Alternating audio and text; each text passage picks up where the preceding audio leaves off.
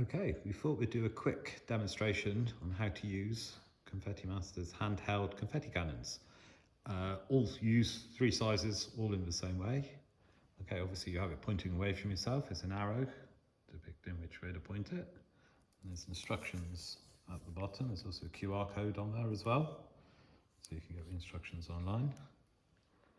And obviously there's a safety seal as well. It operates with a twist mechanism. And there's arrows on the twist mechanism to indicate which way to twist the base of the cannon.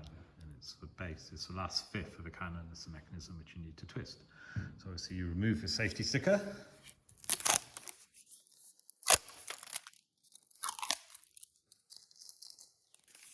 Make sure there's nothing fragile in the line of fire.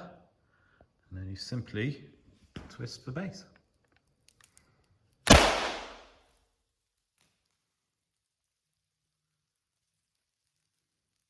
there you go. Obviously it's compressed gas, so there's no heat source or anything. Just dispose of the cannon.